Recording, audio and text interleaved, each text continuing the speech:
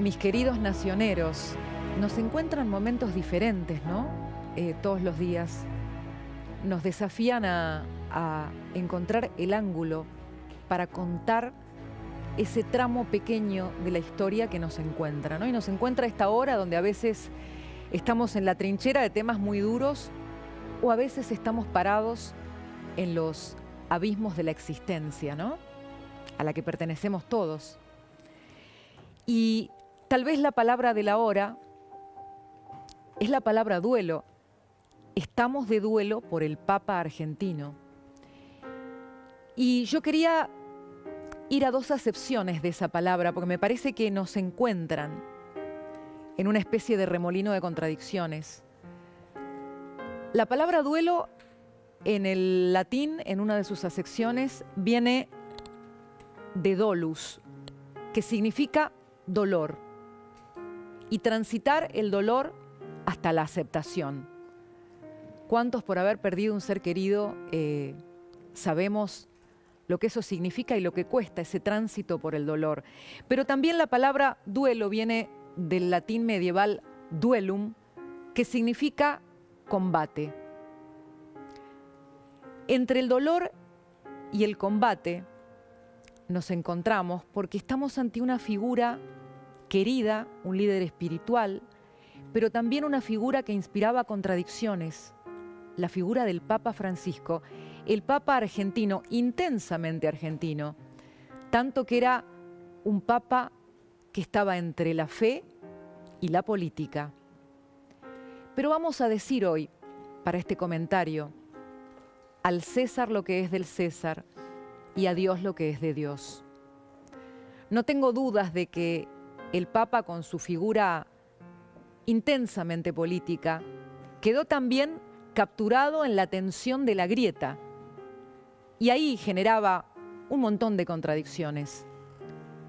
Pero elijo para este momento con ustedes su momento trascendente, porque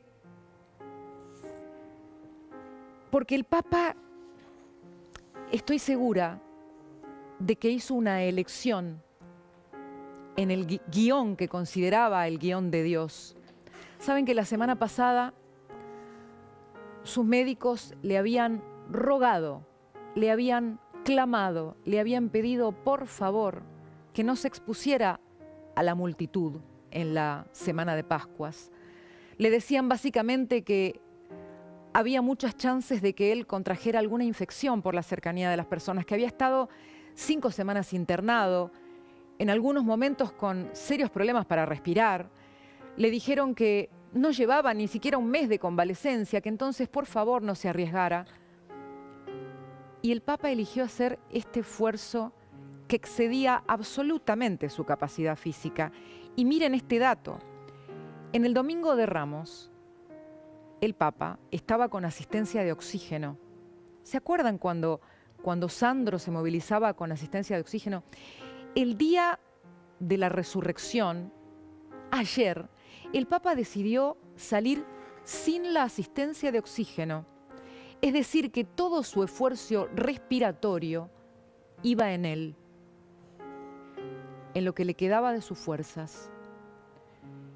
Él eligió volver, quizás, para poder irse. En el mismo día en que, en forma culminante, la comunidad cristiana, la comunidad católica, vive como nunca el dolor de la muerte de Jesús y el gozo de su resurrección. El Papa no desconocía esto.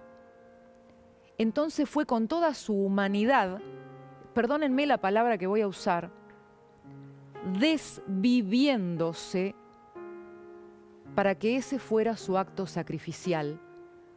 Porque no hay manera de que el Papa, cuando hasta le tocó la mano a un niño, no supiera que lo estaba dejando todo, porque no estaba en condiciones de hacer ese esfuerzo. Como no estaba en condiciones de lavarle los pies a los presos el viernes cuando se acercó a la prisión de Roma, como hacía siempre, con la impotencia de ya no poder. Entonces, creo que el Papa era consciente de que estaba ofrendando su propio calvario.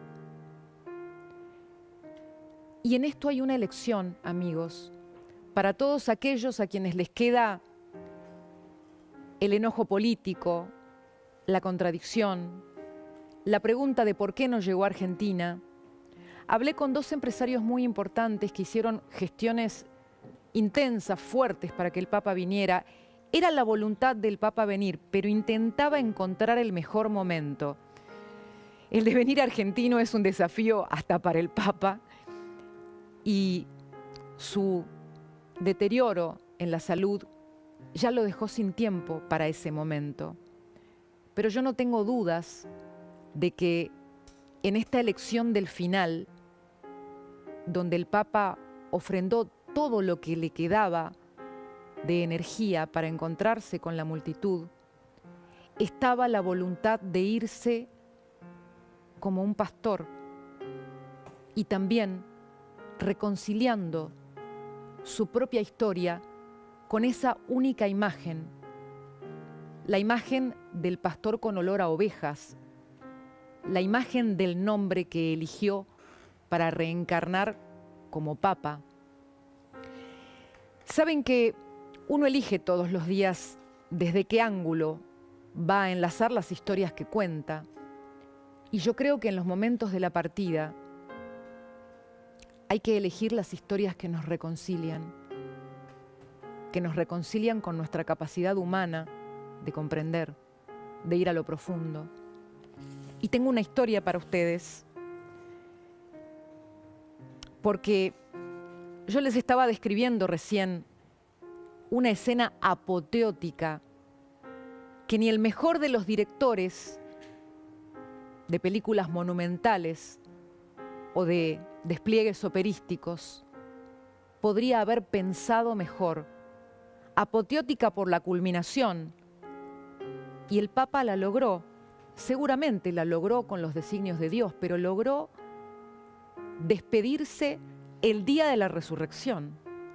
Es decir, el día en que tal vez él hacía su manifestación de fe acerca de su propia redención.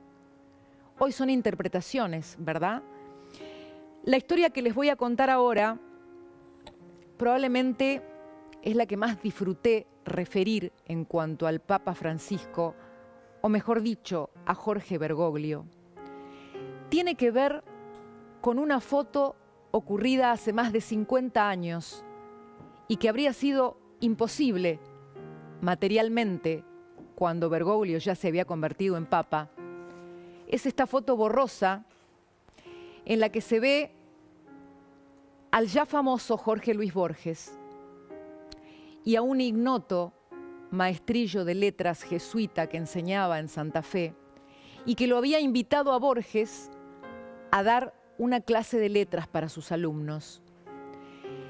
En esta foto está la sombra de otra persona que enseguida les voy a develar quién era. Pero antes, porque esta historia pude contarla con mucha satisfacción hablando con protagonistas de la época en una nota que publiqué en la BBC y que también salió en medios de Colombia, en un especial sobre el Papa, me decía Jorge Emilia, uno de los estudiantes de la época que había escrito un libro con las memorias de esos recuerdos, lo siguiente. Así había presentado Bergoglio a Borges. Les traigo al escritor que no necesita presentación. Jorge Emilia recordaba también sobre Borges. Borges era un viejo zorro sumamente seductor. Cuando lo dejabas articular 2 palabras, el mundo cambiaba y era todo magia. Bergoglio llegó a escribir de los alumnos que tuvo en ese colegio de Santa Fe lo siguiente: los quise mucho, no me fueron ni me son indiferentes, pasó el tiempo y no me olvidé de ellos. Esto lo decía ya como Papa, habiendo pasado media vida o más. La tercera figura de la foto, el tercer Jorge, que es un joven que se ve allí agachado, entonces tenía una vocación religiosa, pero a Jorge González Manent lo esperaba otra vocación. Iba a dejar los hábitos para dedicarse a la publicidad.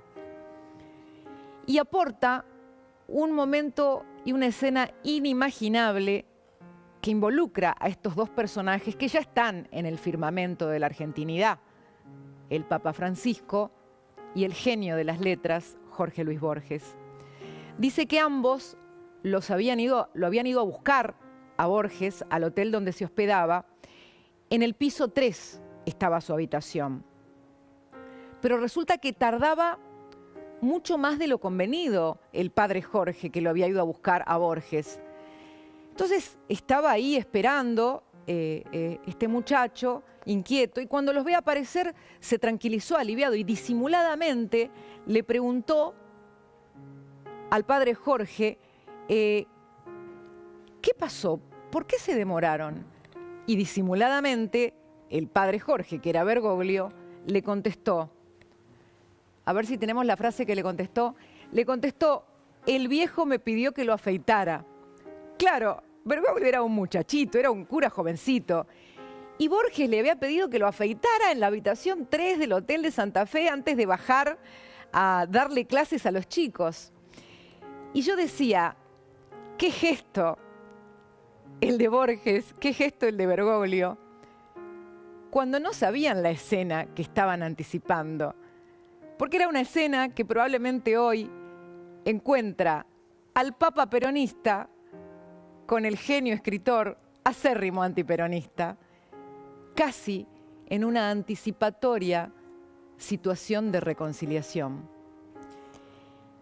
Y por eso, tal vez esta frase la usaría Borges para decir sobre esa foto tomada en 1965, que contenía la memoria de lo pasado y la previsión del porvenir, vale decir, el tiempo. Porque hoy ya los dos son del tiempo y los dos son argentinos y probablemente eternos. Quiero contarles que está con nosotros desde algún lugar de Lisboa, escuchando esta historia, y para hacer que el círculo por fin cierre, uno de los alumnos de aquel secundario del 65, que jamás imaginó en esos momentos de juventud que iba a terminar siendo el embajador del Vaticano representando a Argentina, y que el Papa iba a ser su antiguo profesor de letras. Saludo al embajador Rogelio Firter. Buenas tardes y buenas noches.